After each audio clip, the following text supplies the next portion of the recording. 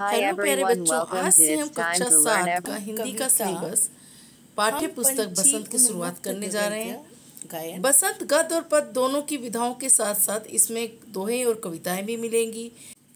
हिंदी में दो तरह की रचनाएं होती हैं, एक गद्य और एक पद्य। गद्य में पैराग्राफ राइटिंग होती है, कहानी संस्मरण एकांकी होते हैं। पद्य विधा में काव्य आता है। काव्य के अंतर्गत दोहे, छंद, चौपाइयाँ ये सब आएंगे।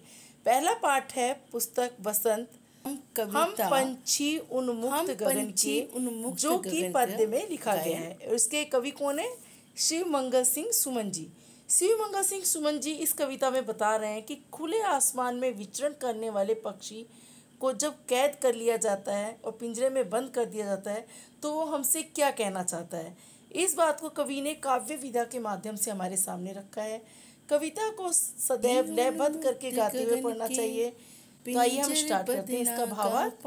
हम पंछी उन्मुक्त गगन के,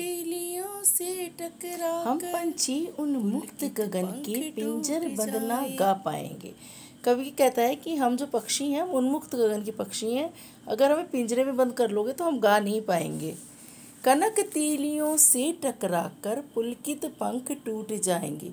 जो हमारी एक कोमल पुलकित कोमल पंख है, कनक तीलियों सोने की बनी तीलियाँ होंगी अगर, तो भी उनसे टकरा के हमारे कोमल पंख टूट जाएंगे। हम बहता जल पीने वाले मर जाएंगे भूखे प्यासे। हम कैसे हैं? हम बहता जल पीने वाले हैं, नदी का जल पीने वाले हैं, सरोवर और तालाब का जल पीने वाले हैं। अगर हमें तुम किसी कटोरी वगैरह में जल दोगे और खाना दोगे तो हम लोग भूखे प्यासे मर जाएंगे। कहीं भली है कटुक निबोरी कनक कटोरी की मैदा से। कभी आगे उनकी मन की व्यथा को, उनके मन की जो परेशानी है, दुख को बताता है। कहता है कहीं भली है कटुक निबोरी। जंगल में जो हमें कड़वी लगने वाली जो निमोरी मिलती थी, नीम का फल, वो इससे कहीं भली है, मतलब अच्छा है। कनक कटोरी की मैदा से, मैदा का जो फूड होता है, जो भोजन बनता है, उसको अच्छा भोजन माना गया है। तो क्या कह रहे हैं? उस स्वादिष्ट व्यंजन से कहीं अच्छी जंगल में मिलने वाली नीम की निमोरी है। होती सीमाहीन चितद से इन पंखों की होड़ा होड़ी। सीमाहीन, जिसकी कोई सीमा ना हो, क्षितिज जहाँ धरती और आसमान लगता है मिल गए। क्या कह रहे हैं? इन पंखों की होड़ा होड़ी होती थी। हम कहते थे इस पे जाके हम मिलेंगे, क्षितिज को डूब पकड़ लेंगे। या तो क्षितिज मिलन बन जाता या तंती सांसों की डोरी। या तो हम क्षितिज से मिल जाते या फिर हमारी सांसें उखड़ जाती, क्योंकि वास्तव में क्षितिज जैसी कोई जगह होती ही नहीं है। केवल एक आभास लगता है कि धरती और आसमान यहाँ पर मिल रहे हैं। नीड़ न दो चाहे टहनी का आश्रय छिन भिन कर डालो। छिन भिन तहस नहस, आश्रय घर। क्या कह रहे हैं? नीड़ ना दो चाहे टहनी का, चाहे तो हमें आश्रय मत दो, घर तहस नहस कर डालो, लेकिन पंख दिए हैं तो अकुल उड़ान में विघन न डालो। लेकिन अगर ईश्वर ने हमें पंख दिए और हम उड़ सकते हैं तो हमारी जो उड़ान है इसे मत रोको। हमें निरंतर उड़ने दो, खेलने दो, सरोवर का जल पीने दो, हमें कड़वी निबोरी खाने दो, लेकिन जो हमारी उड़ान है उसमें आप किसी भी तरह की रोक टोक मत करो। कवि शिव मंगल सिंह सुमन जी ने हम पक्षी उन्मुक्त गगन के कविता की इन पंक्तियों में पिंजरे में बंद पक्षियों का दुख दर्द दिखाया है।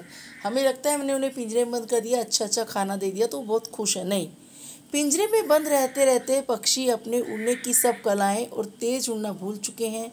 कभी वो बादलों में उड़ा करते थे, पेड़ों की ऊंची टहनियों पर बैठा करते थे, अब तो बस सपने में ही पेड़ की सबसे ऊंची डाली, जिसे फुनगी कहा गया है, पर बैठकर वो झूला झूलते हैं।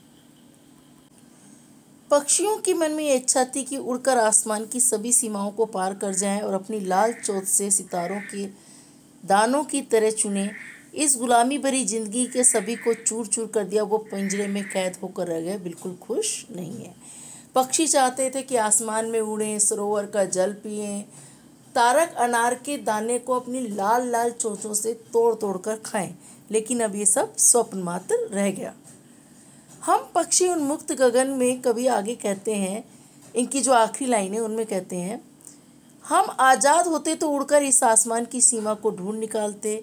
हम अपनी कोशिश में या तो आसमान को पार कर लेते या अपनी जान गंवा देते। पक्षियों की इन बातों से पता चलता है कि उन्हें आज़ादी कितनी प्यारी थी। जैसे हमें अपनी आज़ादी बहुत प्यारी है, जैसे कोरोना काल में हम एक कमरे में कैद होकर रह गए थे एक घर में, तो हम बाहर जाने के लिए छटपटा रहे थे। ठीक उसी तरह पक्षी भी बाहर निकलने के लिए व्याकुल। कविता की आखिरी लाइनों में कवि ने मनुष्य से उन्हें स्वतंत्र कर देने की विनती की है। अगले वीडियो में हम इसी पाठ हम पक्षी उन्मुक्त गगन के का प्रश्न उत्तर करेंगे। आपकी सलाह और सुझाव सादर आमंत्रित हैं। Please like share and subscribe our channel. It's time to learn everything.